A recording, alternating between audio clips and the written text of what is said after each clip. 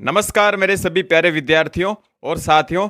Interview की श्रृंखला को जारी रखते हुए आज हमारे साथ हैं बहुत ही अच्छे शिक्षक जिनका बहुत नाम चलता है और ये ऑनलाइन भी काफ़ी सारी कोचिंगों में इन्होंने पढ़ाया हुआ है और बहुत सारे विद्यार्थी इनसे रूबरू भी हैं। हमारे साथ आज आदरणीय हेमराज जी राठौड़ सर, जो वर्तमान में भी सेकंड ग्रेड वरिष्ठ अध्यापक संस्कृत के अंदर राजकीय उच्च माध्यमिक विद्यालय लसाड़िया ब्लॉक कोरडी जिला अब हो गया शाहपुरा के अंदर अभी वर्तमान में इनकी पोस्टिंग है और बहुत अच्छी इनकी रैंक थी। इससे पहले इन्होंने स्कूल लाइफ के अंदर बहुत सारी स्कूलों में पढ़ाई भी था और उसके अलावा बहुत सारी प्रतियोगी परीक्षाओं प्रतियोगी कोचिंगों के अंदर इन्होंने पढ़ाया। इनके बहुत सारे स्टूडेंट हैं जो नौकरी लग भी चुके हैं, इसके बावजूद सर अभी लगे हैं नौकरी। तो इनके बहुत सारे अनुभव हैं जिनसे आप सीख सकोगे कि इनकी कमियां कहाँ रही थी कि इतने संघर्ष के बाद इन्होंने नौकरी लगी और नौकरी लगने का मन कब बनाया। तो इनके बारे में आज बहुत सारी बातें करेंगे, बहुत सारी पॉडकास्ट होगा।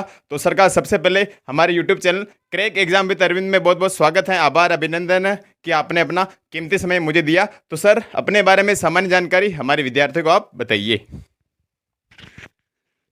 सुमध्याह्नम सभी को। सर्वप्रथम तो मैं अरविंद जी सर का बहुत बहुत आभार प्रकट करता हूँ, साधुवाद देता हूँ कि आप सभी से मुझे मिलने का अवसर प्रदान किया। बहुत बहुत आपका आभार, धन्यवाद। तो सबसे पहले मैं माँ भगवती की एक श्लोक के माध्यम से वंदना करना चाहूँगा, सुनिएगा आप भी। कि जय जय हे भगवती सुर भारती, जय जय हे भगवती सुर भारती, तव चरणों प्रणमाम, जय जय हे भगवती सुर भारती, नाद ब्रह्ममयी जय वागीश्वरी, नाद ब्रह्ममयी जय वागीश्वरी, शरणं ते गच्छामि, जय जय हे भगवती सुर भारती, जय जय हे भगवती सुर भारती। सर्वशक्तिमान ओम माँ शारदे, अरविंद जी एवं सभी स्नेहिल मेरे प्यारे विद्यार्थियों, तो आप सभी का मैं आपके इस YouTube चैनल पर हार्दिक अभिनंदन करता हूं, आपका सभी का भी स्वागत करता हूं। तो अपने बारे में सबसे पहले आप जानकारी दीजिए कि आपकी राजस्थान में कौन सी रैंक थी, भिलवाड़ा के अंदर कौन सी रैंक थी और अपना आपका गांव कौन सा है, इस बारे में थोड़ा सामान्य जानकारी आप बताइए।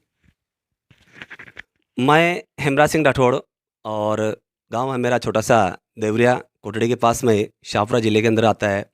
और अभी हाल ही में 2022 में जो वरिष्ठ अध्यापक भर्ती परीक्षा हुई थी उसमें ईश्वर की कृपा से मैं भी चयनित हुआ हूं और उसमें संपूर्ण राजस्थान में मेरी 561वीं रैंक थी। बहुत ही अच्छी रैंक थी और 561 ये होता है कि रैंक की बात, बहुत सारे विद्यार्थी रैंक वगैरह पूछते हैं। और इससे पहले हम बात करेंगे कि आपको पढ़ाते हुए कितने साल हो गए और इससे पहले आपने कब सर्वप्रथम कब वो कहाँ पढ़ाना शुरू किया था, कौन सी स्कूल में आपने पढ़ाना शुरू किया था, उस बारे में बताइए, उसका एक्सपीरियंस बताइए कि कैसे क्या हुआ था उस समय।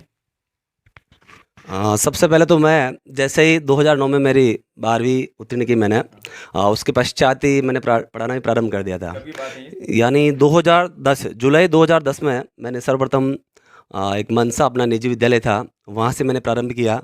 उसके पश्चात 16 नवंबर 2010 में मैंने आदर्श विद्या मंदिर माध्यमिक विद्यालय कोटड़ी से अपनी सेवाएं प्रारंभ की थी। उसकी शुरुआत कैसे हुई थी? शुरुआत तो जब मैं मनसा था विद्यालय, अच्छा चल रहा था वहाँ पर भी। तो यहाँ हरिशंकर जी थे उस समय आदित्य मंदिर कोटड़ी में। तो उसमें ने मुझे कॉल किया और मुझे बुलाया वहाँ पे। उन्होंने कहा कि आपकी सेवाएं यहाँ हम लेना चाह रहे हैं तो आप, तो मैं भी अच्छा था क्योंकि विद्यालय का नाम चलता था और विद्यालय भी काफ़ी संस्कारी अच्छा विद्यालय था। तो मुझे लगा कि हमारा भी व्यक्तित्व का निर्माण होगा, हमें भी नई नई चीज़ें जानने को मिलेगी, सीखने को मिलेगी और अच्छा स्टाफ भी था। तो इस हिसाब से मैंने वहाँ बात की और चला गया था। 2010 की बात है ना? 2010 से आपने शुरू 16 किया। नवंबर 2010। 16 नवंबर 2010, बहुत अच्छी बात की। फिर आपने स्कूल में पढ़ाना छोड़कर कोचिंगों में पढ़ाना भी शुरू किया था, तो इसकी तैयारी कब हुई थी, मतलब कब शुरुआत हुई थी आपने कोचिंग में पढ़ाना शुरू किया था, उस बारे में थोड़ा बताइए। कोचिंग वाले ने आपको कॉल किया था या आपने कम्युनिकेट किया उनसे या आपने उनसे कॉन्टेक्ट किया, कैसे शुरुआत हुई थी उसके बारे में बताइए। यहाँ से पकड़िए सर माइक। 2010 से स्कूल मैंने प्रारंभ की थी और 2014 के अंदर मैंने एक बार विद्यालय छोड़ा बीच में, आदित्य मंदिर 2014। तो वहाँ एक पार्श्व एकेडमी थी, तो वहाँ मैं पहले गया था। तो एक मैडम थे, तो वहाँ मैंने स्टार्ट किया और 2-3 दिन मैंने पढ़ाया भी था। उसके पश्चात क्लासें भी अच्छी थी, पर स्कूल वाले वापस उन्होंने कहा कि हमारे गोपाल जी भाई साहब भी थे, हरिशंकर जी जो प्रधानाचार्य थे, मोहन जी भाई साहब जो समिति में थे, तो उन्होंने कहा कि नहीं, वापस आपको सेवाएँ ये देना पड़ेगी। तो मैं वापस आ गया था। फिर उसके पश्चात मैंने वापस सेवाएँ यहाँ देना प्रारंभ की और 2017 में मेरा पंचायत सहायक में चयन हुआ। जैसे 2017 के हाँ, 17 में पंचायत सहायक, ये जावल पंचायत में मैंने आवेदन किया था, तो वहाँ मेरा चयन हो गया था। तो वहाँ मैंने लगभग 8 माह कार्य किया। तो वहाँ देखा तो पहले तो क्या पंचायत में काम था, तो मेरा लगभग जैसे मेरा कार्यालय काम ही था, तो मेरे को बाहर भेजते भी नहीं थे। सचिव साहब वगैरह, सरपंच साहब भी ठीक ही थे, अच्छे थे, तो ठीक चला था। उसके पश्चात हमारे विद्यालय में भी लगाया, तो मैंने विद्यालय में पढ़ाया, अक्केपुर भी पढ़ाया था, यहाँ भी पढ़ाया। उसके पश्चात मुझे लगा कि यहाँ अपन को नहीं रहना चाहिए, क्योंकि वहाँ मानदेय भी बहुत कम था। फिर मैं कोचिंग में पढ़ा था सुबह शाम, तो फिर भी लगा कि यहाँ से मेरे को चला जाना चाहिए। तो मैंने निर्णय किया और वहाँ मैंने रिजाइन कर दिया था पंचायत सहायक जी, पंचायत सहायक। और पंचायत सहायक से सीधा फिर मैं भिलवाड़ा जो कोचिंग थी अपने भारत अकेडमी, वहाँ ज्वाइन किया था मैं। तो उनका कॉल आया था या आपने कांटेक्ट किया था? मेरे मित्र है अच्छे से, रामजी सेन, आप भी बहुत सारे विद्यार्थी उनसे पढ़े हुए होंगे, चिर परिचित होंगे आप भी। तो उन्होंने मेरे को कॉल किया कि हेमराज जी, आप अगर चाहो तो यहाँ भारत अकेडमी में संस्कृत टीचर की नीड है और आप पढ़ा सकते हो वहाँ पे, तो आप आ जाओ। तो मैंने उनसे कहा कि मैं अभी विद्यालय में हूँ तो मैं आ नहीं पाऊँगा। तो उन्होंने कहा कि देखो अपने लिए अच्छा होगा। तो मैंने भी सोचा कि यहाँ विद्यालय में तो काम बहुत ज़्यादा होता है हमारा, तो क्या है कि सुबह से शाम तक फिर कार्यक्रम भी आयोजित होते हैं, तो सारे काम चलते हैं। तो मैंने सोचा कि अपनी तैयारी भी हो जाएगी और काम भी हो जाएगा, यानी अपना देखो आर्थिक युग है, खर्चा भी चलाना पड़ता है। तो सोचा कि अपन को क्यों ना वहाँ मानदेय भी अच्छा मिलेगा और अपन को पढ़ने में तैयारी भी हो जाएगी और कुछ सीखने को मिलेगा। तो मैंने निर्णय किया। तो फिर मेरे मनोज सर का कॉल आया था, तो सर आप एक बार आओ। तो मैं मिलने के हिसाब से गया था, तो उन्होंने कहा सर डेमो ले लो। तो मैंने डेमो दिया था, तो बहुत अच्छा डेमो भी गया था, 2-3 क्लासेस ली थी मैंने, तो बच्चों ने कहा कि अच्छा है। उसके पश्चात मेरे को बुलाया भी था, तो मैं गया नहीं था। तो फिर क्योंकि हमारे संस्था का विद्यालय था, तो यहाँ से अनुमति लेना जरूरी होता है। तो मैंने पहले एप्लीकेशन लिखी, प्रार्थना पत्र लिखा और ऐसी बातें बताई। तो उन्होंने कहा भी अच्छी है, अगर आपके लिए अच्छा है तो हम भी कहते हैं। तो 15 दिन बाद मैं वापस गया था वहाँ पे और मैंने स्टार्ट कर दिया था वहाँ पे भारत अकेडमी से। भारत अकेडमी जी। तो आपने बताया कि मनोज जी ने आपको कॉल किया, आपने भारत अकेडमी शुरू किया। इसके अलावा भी आपने बहुत सारी कोचिंगों में पढ़ाया था भिलवाड़ा में, तो हमारे भिलवाड़ा के विद्यार्थी भी जानना चाहेंगे कहाँ कहाँ आपने पढ़ाया, उन कोचिंगों के बारे में बताइए। सर्वप्रथम तो मैंने भारत अकेडमी से स्टार्ट किया था और भारत अकेडमी में मैंने सेवाएं दी थी। उसके पश्चात मैं राजस्थान क्लासेज में मैंने सेवाएं दी और अभी भी दे ही रहा था। और मारवाड़ क्लासेज शरण जी का उस पर, और एक जो मनोज सर और भरत सर जिन्होंने कोरोना काल में ऑफलाइन बंद कर दिया था, फिर उन्होंने सेटअप सारा ऑनलाइन कर दिया था, तो मैं वहाँ ऑनलाइन भी सेवाएं दी थी मैंने। तो अभी भी आपके जय भारत ऑनलाइन क्लासेज। हमारे कोई विद्यार्थी आपसे पढ़ना चाहें तो ऑनलाइन? अभी मैं ऑनलाइन नहीं ले रहा हूँ, क्योंकि अभी मेरे जैसी पोस्टिंग हुई है, तो पहले सोचा था कि एक बार अपना भाई स्थान का मिले क्या नहीं है, पदभार ग्रहण करें, उसके पश्चात फिर अपन डिसाइड करेंगे भाई कि क्या है क्या नहीं है। तो अभी राजस्थान क्लासेज पे सेवाएं देने का है, चल भी रहा था बात भी जी ऑफलाइन। तो अभी जैसे आपने बताया ऑनलाइन तो अभी आप हो नहीं, हाँ ऑनलाइन अभी मैं नहीं दे रहा हूँ। ऑफलाइन आप राजस्थान क्लासेज में अभी आपका प्लान है, बहुत अच्छी बात है।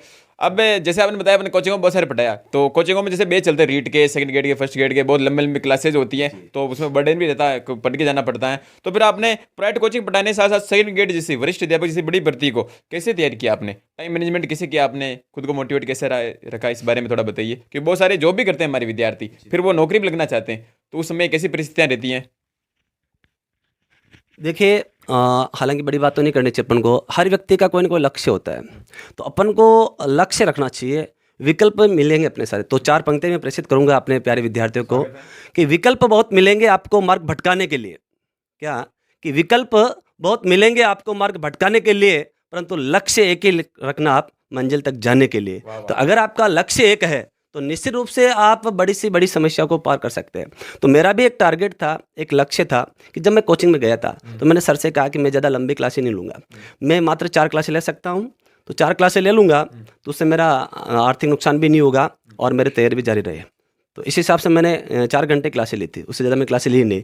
और जब सेकंड ग्रेड की बात आई तो मुझे था कि सेकंड ग्रेड अपन को तैयारी करनी है, तो रेट के मैंने बैच लिए और जैसे ही आई तो मैंने पहले ही मना कर दिया कि मैं बैच नहीं लूँगा। कब की बात है ये? ये 2022 वाले की बात कर रहा हूँ मैं, अभी जो चयनित हुआ तो उसमें मैंने कहा कि सर, जैसे मेरे को भूपेंद्र सर ने भी कहा कि सर आपको बैच लेना है सेकंड ग्रेड का, गौरव सर ने कहा राजस्थान वालों ने अपने भारतीय अकेडमी में, तो मुझे पता है कि मेरे को तैयारी भी करनी है। तो मैंने कहा भी कि मैं उतनी क्लासें दो जितनी मेरी। तो हालांकि मुझे कोचिंग वालों ने बहुत सारा सपोर्ट किया था, चाहे मैं मनोज सर की बात करूँ, गौरव सर की बात करूँ, तो सबसे ज़्यादा मनोज सर। यानी मैं जब भी कहता कि सर मुझे अवकाश चाहिए, तो वो निसंकोच करके क्लासें कैसे मैनेज करना है उनके हिसाब से वो कह देते और वो मैनेज कर देते। मुझे कभी मना नहीं किया उन्होंने कि सर ऐसा मैनेज नहीं होगा। उन्होंने कहा आप तैयारी करें, बहुत अच्छी बात है सर, आप तैयारी करें, हम मैनेज कर लेंगे, है ना। तो जैसे हमारी लैंग्वेज की क्लासें चलती थी तो थोड़े दिन रोक देते थे, दूसरी क्लासें लगा देते थे, जब मैं वापस आता तो लगा देते। ऐसा करके जब भी मैंने छुट्टियाँ चाहिए, जितना मैं समय मांगा, सर ने मुझे भरपूर सहयोग किया। तो फिर आपने जैसे सेकंड ग्रेड के अंदर सब्जेक्ट आपकी बहुत मजबूत थी, काफ़ी साल आप को 2010 से पढ़ा रहे हो, है ना। फिर इसमें जीके वाला पोर्शन आता है, अदर चीज़ें आती है, पहला पेपर। तो पहले पेपर के लिए आपने कैसे तैयारी की फिर? देखो, मुख्य मेरा जीके शुरू से कमज़ोर था, क्योंकि कभी जीके को महत्व दिया ही नहीं, उससे जानकारी भी नहीं थी कि जीके पढ़ना ही पड़ेगा। हालांकि सब्जेक्ट ठीक ठाक था। तो 2018 में मैं वेटिंग में था, ऑल राजस्थान में जैसे 42 रैंक थी मेरी वेटिंग में, तो उसमें EWS में नहीं दिया था। तो जनरल जो थी वो 16 रैंक तक क्लियर हुई थी और मेरा गया था। तो उसमें भी मेरे जीके में वो काफ़ी कम नंबर आए थे, 108 जी, सेकंड ग्रेड 2018 पॉइंट 95 जी, 42 रैंक थी, तो 16 रैंक तक क्लियर हुई थी। तो उस समय भी मुझे देखो थोड़ी निराशा तो हुई थी कि ये चीज़ है, पर जो गलतियाँ थी उसको देखने थे मुझे, है ना। तो उसमें मुझे लगा कि मेरा जीके कमज़ोर था। यानी उसमें मेरे सब्जेक्ट में 276 नंबर आए थे 300 में से, और जीके में 108 आए थे, जो तो काफ़ी आसान पेपर भी था, प्रश्न पत्र। तो देखो अपनी गलतियाँ हो जाती है, और गलतियाँ सही सीखे हैं। तो मुझे ही पता था कि 2018 में जो गलतियाँ की है, उन गलतियों को अपन को वापस पुनरावृत्ति नहीं करनी है, ये चीज़ें थी जी। तो जीके का मुझे पता था कि जीके था, तो सब्जेक्ट अपन पढ़ा भी थे, तो रोज निकलता, और मैं सेकंड ग्रेड ही पढ़ाता था। तो अपनी तैयारी भी साथ में हो रही है। मुझे पता है कि मैं जीके, तो मेरा पूरा टारगेट जीके पे था। हमारे मित्र भी है प्रकाश जी शर्मा, जो मैं हम साथ में तैयारी की थी, तो पूरे दिन में जीके पढ़ता था। यानी मैं लक्ष्य गाइड पहले, जब सिलेबस चेंज नहीं हुआ उससे पहले ले आया था, क्योंकि पता था कि अपन को सेकंड ग्रेड तैयारी करनी, रीट नहीं करनी है। फर्स्ट ग्रेड वगैरह नहीं छोड़ा, सारा एक ही टारगेट किया था, क्योंकि फर्स्ट ग्रेड भी थी, रीट भी थी, और सेकंड ग्रेड, तीनों साथ में थी। तो अपन ने टारगेट कर दिया है भी लक्ष्य ना ओझल होना पाए, कदम मिलाकर चल, सफलता तेरे चरण चूमेगी हर दिन और हर पल। तो अपन को पता था कि केवल सेकंड ग्रेड अपन कर सकते हैं, क्योंकि इसमें जीके 200 है, 300 सब्जेक्ट है, तो आराम से, क्योंकि पिछली बार पास में गए तो थोड़ा आत्मविश्वास भी था। तो जीके के मैंने पहले लक्ष्य गाइड लिया था मैं, फिर उसमें सिलेबस में थोड़ा चेंजिंग भी हुआ, तो एक ही गाइड लाया मैं, लक्ष्य अच्छी पढ़ी से उसको। और उसके अलावा भी फिर नाथ पब्लिकेशन की बहुत अच्छी गाइड आ रही, नाथ पब्लिकेशन की, उसमें जो प्रश्नोत्तरी है उसमें आए हुए क्वेश्चन है, रिपीट क्वेश्चन है, अधिकतर क्वेश्चन रिपीट होते हैं अपने। नाथ पब्लिकेशन जैसे पवन भंवरिया है फर्स्ट ग्रेड में, उसमें तो वो अच्छी बुक थी। उसमें वस्तुनिष्ठ प्रश्न थे 3000, जो केवल सेकंड ग्रेड के लिए आई थी, उसको किया। और कम से कम मैंने 60 मॉडल पेपर इस बार जीके के किए, क्योंकि अपने को पता है कि मेन चीज़ अपनी कमजोरी जीके है, और सब्जेक्ट मात्र लास्ट में 2 दिन पढ़ा था मैं, क्योंकि सब्जेक्ट में थोड़ा विश्वास था कि अपन कर लेंगे, मेन कमजोरी अपनी जीके। फिर इसमें ये कर दिया, इस बार सिस्टम भी पैटर्न चेंज किया कि न्यूनतम आपको 40% नंबर लाने हैं तो क्लियर है। अगर सब्जेक्ट में आप कितने ला रहे हो, जीके में 40 क्रॉस नहीं किया तो कोई मतलब नहीं है। तो इस हिसाब से थोड़ी अपन को टेंशन भी थी कि 40% पहले क्लियर करना ही पड़ेगा, क्योंकि कमजोरी भी यही है। तो जीके में अपना कोई कमी नहीं रखी मैंने। उसके अलावा मैंने जो अपने गौरव सिंह गाणे राव है ना, तो उनकी वन लाइनर बुक आती है, जिसमें राजस्थान अलग थी और भारत विश्व भी अलग था, जो पर्सनली सेकंड ग्रेड के लिए आई थी। तो वन लाइनर उसको मैंने पढ़ी थी लास्ट में। क्या एक बार थ्योरी पढ़ ली, थ्योरी पढ़ने के बाद वन लाइनर पढ़ ली, फिर वस्तुनिष्ठ क्वेश्चन कर लिए, तो उससे थोड़ा ठीक हो गया अपना। ठीक है, तो आपने बीच बीच बुक्स के नाम भी सभी बता दिए। और जैसे इसी के अंदर एक प्रश्न रहेगा कि आपने सरकारी नौकरी लगने का मन कब बनाया कि मुझे अब सरकारी नौकरी करनी है? जैसे आप स्कूल में पढ़ाते थे, फिर आपको एकदम कैसे जमी कि यार मुझे अब नौकरी लगनी है? और आपको कंपटीशन एग्जाम तैयारी करते हुए कितने सालों संघर्ष लगा? ये प्रश्न भी बहुत बार आता है कि सर को संघर्ष करते हुए कितने साल लगे, कितने साल की तैयारी की, कितने महीनों की तैयारी की, ये चीज़। और इससे पहले आपने कौन सी परीक्षाएं दी थी, कांस्टेबल वगैरह, रीट वगैरह, अदर कॉम्पिटिशन एग्जाम दिया था, पटवार वगैरह, या नहीं दिया था? उस बारे में थोड़ा बैकग्राउंड के बारे में बताइए आप। देखो, जैसे मैंने कहा ना, 12वीं के बाद मेरी सारी जो शिक्षा मैंने ग्रहण की है वो सब अब विद्यालय से हुई है। यानी मैंने बीए किया तो भी रेगुलर था, पर गया नहीं, स्कूल में था। फिर वापस मैंने शिक्षा शास्त्री की थी 2013 में, RNT का पासन से किया था, तो वो भी मेरी डोनेशन से की थी मैंने, मतलब स्कूल में था। और वो उसके अलावा आचार्य की मैंने अजमेरगंज से, तो भी वो सब वही यानी स्कूल से हुआ था, तो कुछ पढ़ने गए नहीं थे अपन। तो 2013 मैंने बीएड की, उससे पहले 2012 में मैंने कांस्टेबल का एग्ज़ाम दिया था। 2012 में फिर क्या रहा उसमें? तो कांस्टेबल में उसमें क्या कि अपना रिटर्न पहले हुआ था, तो रिटर्न क्लियर हो गया था। उसके बाद हमारा फिजिकल था, तो फिजिकल में ये हुआ कि हमारे जो बीएड के एग्ज़ाम थे और फिजिकल डेट वो सेम थी। मतलब जैसे आज जैसे फिजिकल है ना, फिजिकल था मेरा सिलोरा अपने किशनगढ़, और सुबह 7 बजे हमारा क्या कि बीएड का एग्ज़ाम भी था। तो उस समय निर्णय करना था कि अपन को ये करना वो करना। तो मैंने यही था कि बीएड चले तो बीएड ही करे। फिर भी साथी ने कहा कि यार कोई बात नहीं, आप फिजिकल है, आप नाइट में लेट सेट आ जाना, देख के तो आओ। तो मैं देने गया था, तो कम से कम 10 बजे वहाँ से मैं फ्री हुआ और फिजिकल मेरा क्लियर हो गया था। फिर लास्ट में फाइनल मेरिट में नहीं हुआ था, 2012 कांस्टेबल। हाँ, फिर इसके बाद कौन से इसके बाद ये क्योंकि स्कूल में थे उस समय, है ना, तो फिर मैंने रिट दिया था 2015 में फर्स्ट बार। तो उसमें मेरा रिट क्लियर नहीं हुआ था, क्योंकि स्कूल में था तो स्कूल में बहुत सारे काम वगैरह सारा करना है, तो तैयारी बिल्कुल की नहीं थी 2015 में। थे आप? स्कूल में देखो मैं लगभग 7 साल मैंने सेवाई दी थी, तो उसमें आचार्य पद पे भी रहा, सहायक प्रधानाचार्य रहा, और लास्ट में जब मैंने छोड़ा 2016 में, तो उसमें कार्यभार मेरे पास ही था 2016 में जी, 2016। फिर 2016 का जब मैंने बैच मेरा पूरा निकाल दिया था, उससे फिर मैंने मानस बनाया कि अपन को भी एक बार तैयारी करनी चाहिए, क्योंकि विद्यालय छोड़ेंगे तो थोड़ी तैयारी हो पाएगी। तो 2016 में मैंने मानस बनाया कि इस बार अपन को विद्यालय छोड़ना है। तो सेशन पूरा हो गया था, परिणाम वगैरह आ गए थे, सारी चीज़ बोर्ड के भी आ गए, लोकल परिणाम भी दे दिया। उसके बाद मैं छुट्टी लेकर के तैयारी करने चला गया। 2016 में फर्स्ट बार मैंने तैयारी स्टार्ट की थी। 2016 मई 2016 और मैं 2023 में जाके सफलता मिली, यानी जी। लगभग 7 साल लगे आपको। बिल्कुल। 7 साल 2018 में जरूर पास में जाके रहे थे, तो 4 साल, क्योंकि एक वैकेंसी अपन निकल गई, तो कम से कम 4-5 साल भूल के चलो आप, यानी कम से कम एक वैकेंसी गई और कम से कम 4-5 साल अपने पीछे हो गए। बिल्कुल बिल्कुल सही है, यही चीज़ है। ठीक है।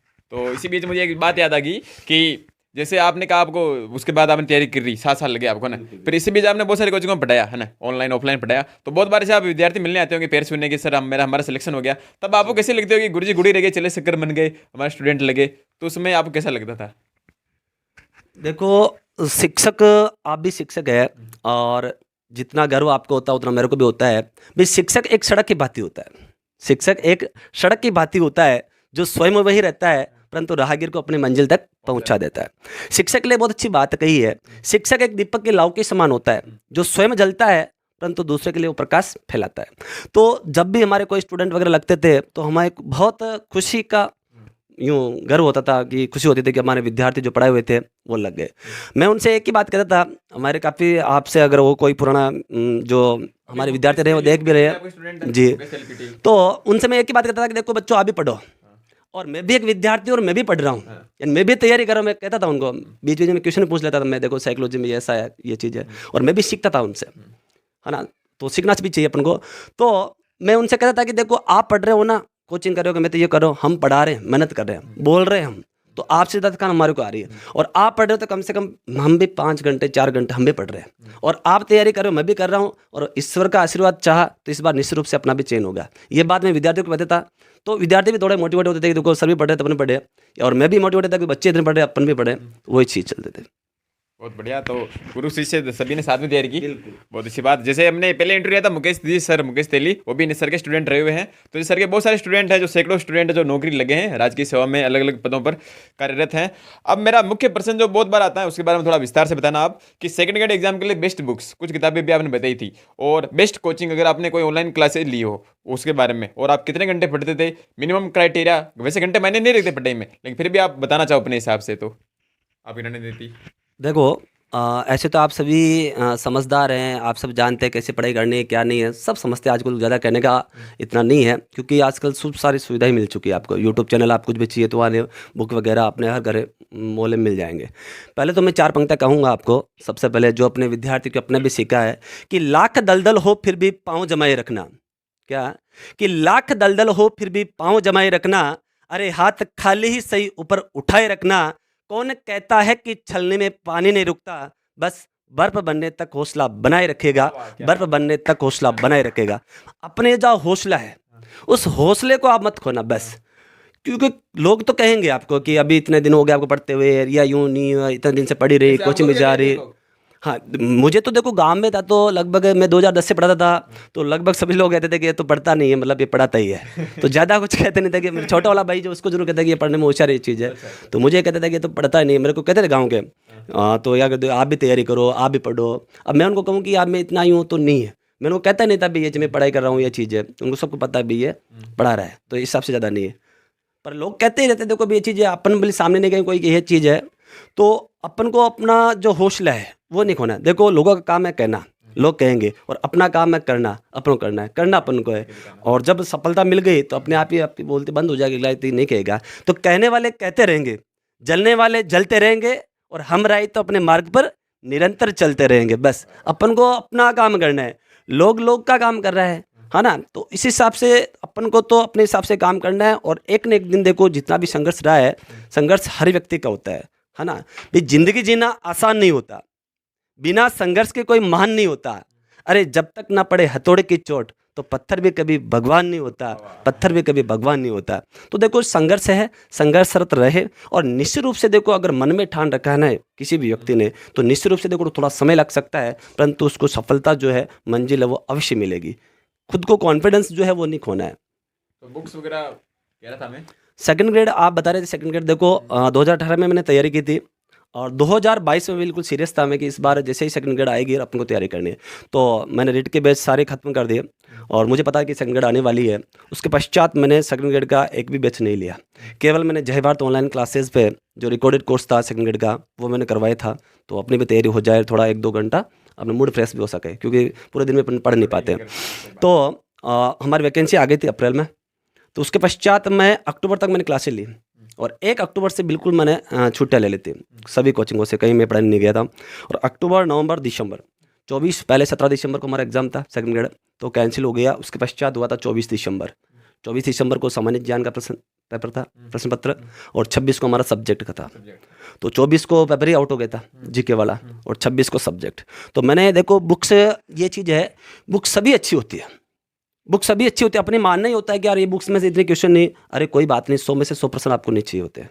भाई आपको 60 क्वेश्चन या 60 ही कर लो ना, आप जीके में कम है क्या? बहुत बड़े बात भाई तो हर सब्जेक्ट में देखो थोड़ा बहुत चेंजिंग होता है, बाकी वो का वही रहता है। सही बात है। तो कोई भी एक बुक है, उसी बुक को आप 5 बार पढ़े, वो श्रेष्ठ है। ऐसा नहीं कि आप 5 बुक अलग अलग पढ़े। और देखो सबके तरीका अलग अलग होता है, कोई किस हिसाब से, कोई सुबह पढ़ सकता है तो कोई रात को ज़्यादा पढ़ सकता है।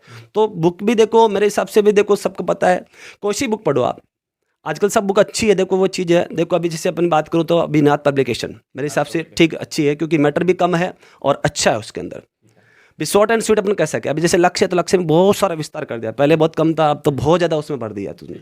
तो उसमें क्या थोड़ा अपन को टाइम भी ज़्यादा लगता है। तो मेरे हिसाब से नाथ पब्लिकेशन अच्छी बुक है। तो मैं अगर पढ़ना चाहूँ तो मैं नाथ पब्लिकेशन को पढ़ना पसंद करूँगा। अभी फर्स्ट ग्रेड वगैरह तो सारे क्वेश्चन मिले थे बहुत सारे, उसमें अलग अलग बुक थी, उसमें क्वेश्चन बैंक भी आई थी उसकी नाथ पब्लिकेशन की। और साइकोलॉजी के लिए सेकंड ग्रेड अगर रेट की बात करूँ तो मैं सिकवाल पब्लिकेशन को पसंद करता हूँ जी। साइकोलॉजी के लिए मैंने भी उसी को पढ़ा था, उसमें क्या कि क्वेश्चन भी बहुत अच्छे दे रखे हैं, 200 200 300 300 क्वेश्चन है ना। और सब्जेक्ट के लिए जो संस्कृत वाले हैं तो उनको तो कुछ करना ही नहीं है, लघु सिद्धांत कौमुदी आती है, उसके उदाहरण रट लो, सीधी सी बात, गाइड पढ़ने की आवश्यकता नहीं है। और चलना एक ही है कि सिलेबस के अकॉर्डिंग।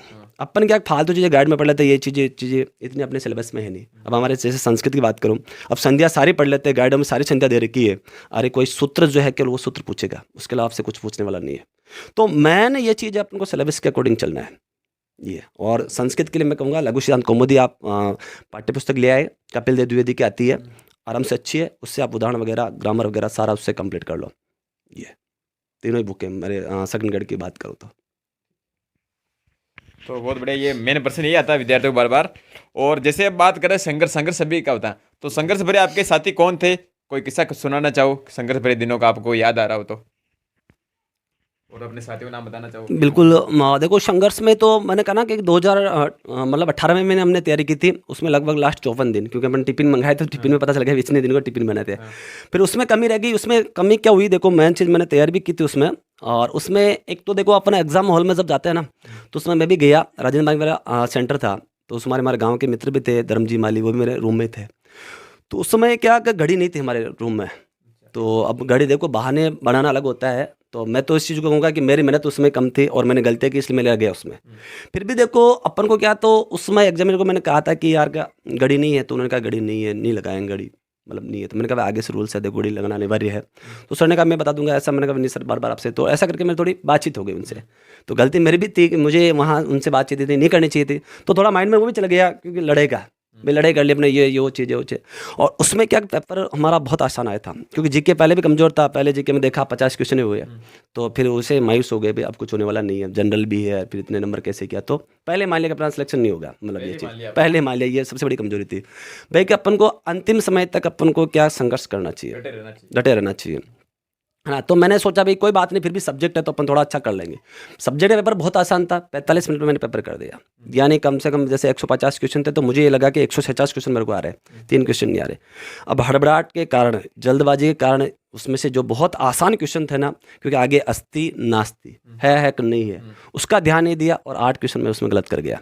यानी 138 क्वेश्चन मेरे कटकुटा के सही हुए थे, फिर भी मैं वेटिंग में चला गया। यानी इतनी गलतियां करने में, जीके में करूँ, मेरा जैसे अजमेर में वाला क्वेश्चन था, मुझे आज भी याद है, वो मैं जीके में गलत करके आ गया। संस्कृत में उपका समीपम जो 10वीं क्लास में है, वो गलत करके आ गया। यानी बहुत जो आसान प्रश्न थे ना, वो भी अपन ने क्या कर दिए, उसमें गलत कर दिए। और मैंने उस वैकेंसी में ये सीखा कि अपन पढ़ाई, देखो पढ़ाई खूब करें, पढ़ाई में कोई कमी नहीं है, कमी केवल अपने मैनेजमेंट में, पेपर हल करने में। यानी अपन को प्रश्न पत्र जो है ना, वो बिल्कुल सावधानी के साथ करना है, और जो गलतियाँ की है उन गलतियों की अपन पुनरावृत्ति नहीं करेंगे तो निश्चित रूप से अपना चयन हो जाएगा। और मुझे आत्मविश्वास था कि जब भी नेक्स्ट सेकंड ग्रेड आएगी तो मैं आराम से उससे पार पड़ दूंगा, है ना। तो इस हिसाब से मैंने सेकंड ग्रेड में इस बार यही किया कि अपन को गलतियां नहीं करनी है। और इस बार अच्छा भी हुआ कि पहले सब्जेक्ट हो गया, तो सब्जेक्ट हो गया तो पता चल गया कि अपने जीके में थोड़ा बहुत कम भी हो गया तो कोई इश्यू नहीं है, अब आराम से हो जाएगा, ये चीज़ थी। ठीक है, तो मैं और भी बात पूछ रहा था, बताना भूल गए कि आगे संघर्ष भरे दिनों में कोई साथी जिनको आप धन्यवाद देना चाहो जी, उनका नाम लेना चाहो तो। संघर्ष में देखो 2016 में तो मैंने तैयारी की थी फर्स्ट ग्रेड की, रामजस जी हम साथ में थे, तो फर्स्ट ग्रेड में उनका भी नहीं हुआ था, मेरा भी नहीं हुआ था, क्योंकि मैं भी पहली बार एग्जाम दिया था, तो उसमें 216 नंबर में संस्कृत में आए थे फर्स्ट ग्रेड में, तो मुझे लगा कि अपन भी तैयारी कर सकते हैं। फिर 2018 में मैं बैटिंग में आपको बताया था। फिर 2022 इसमें हमारे प्रकाश चंद्र जी शर्मा, जिन्होंने काफ़ी संघर्ष किया है उन्होंने, और उनका भी वरिष्ठ अध्यापक पर चयन हुआ है, अभी हो गया, उनका सेथुरिया पोस्टेड है वो, तो वो मेरे साथ में थे। तो हम दोनों ने अच्छी तैयारी की, कंप्लीट, क्योंकि वो भी बार बार एग्जाम दे रहे थे, क्लियर नहीं कर पा रहे थे, और हम भी थे, तो मैंने, वो भी वेटिंग में थे, उनकी वेटिंग पिछली बार 36वीं थी, यानी सेकंड ग्रेड में उनकी वेटिंग 36वीं थी और मेरे 42वीं थी। तो यूँ लगा कि इस बार अपना चयन होगा, तो इस साल हम दोनों साथ में तैयारी की, हमने टिफिन मंगवाए, सुबह शाम टिफिन खाते थे आराम से। और देखो संघर्ष तो करना ही पड़ता है ना, बिना संघर्ष के तो काम चलता ही नहीं है। तो हमने सुबह सुबह तो जैसे है तो खाना कभी खाया कभी नहीं खाया, देखो स्टूडेंट लाइफ आपने भी जी, हमने भी जी है, तो और आप भी है, तो ऐसे ही है, तो वो सब चलता रहता है। परंतु जैसे परीक्षा आए, अपन को पता चलता है कि थोड़ा अपना एक्टिवेट हो जाते हैं, है ना भाई, के सक्रिय हो जाते हैं भाई, अब अपन को थोड़ी सी तैयारी करनी चाहिए, ये चीज़ें शुरू से मैंने मतलब लापरवाही नहीं की थी। यानी जैसे ही है तो तैयारी पहले भी चली रही थी, और जैसे ही मैंने स्टार्ट की, अक्टूबर से छुट्टियाँ ली, पूरे दिन बस तैयारी में रहते थे उसमें से, वो चीज़। ठीक है, और जैसे हमारे बहुत सारे साथी, जैसे इंक्लूड मी, कि बहुत सारे चाहते हैं कि हम प्राइवेट कोचिंग में पढ़ाना चाहें, पर वहाँ पे बड़े बड़े विद्यार्थी रहते हैं 20-21 साल के, तो उनके सामने बहुत बार वो प्रश्न पूछ लेते हैं कि सर ये बताइए, आपने ये गलत बता दिया, उस वो सर तो ये बता रहे थे, उसके दाम ये था। बहुत बार इंटरेक्ट हो जाता है, बड़े बच्चों के सामने बहुत बार घबराहट होती है, तो आप इस चीज़ को कैसे मैनेज करते हैं? प्राइवेट कोचिंग में पढ़ाने का आपका अनुभव क्या रहा, उस बारे में बताइए। देखो मैं तो शुरू से ये कहता था, जो पहली बार देखो, एक तो बिना देखे देख के पढ़ाना पड़ता था, हाँ ना, ये चीज़ें बिना पुस्तक के, क्योंकि साहित्य पुस्तक की थोड़ा आप देख के पढ़ो, पढ़ाना अच्छा है भाई, आपका प्रेजेंटेशन अच्छा होना चाहिए, प्रस्तुतिकरण, आप किस पद पे हो उससे कोई लेना देना नहीं है। आप भले कुछ नहीं हो, बच्चों को अगर आप अच्छा पढ़ा रहे हो, समझ में आ गया तो बेस्ट है, ठीक है। और आप कुछ पद पे नहीं हो और बच्चों को समझ में आ गया तो चीज़ है, और कितने पद पे और बच्चों को समझ में आया तो नहीं पढ़ा सकते अपन, वो चीज़ है।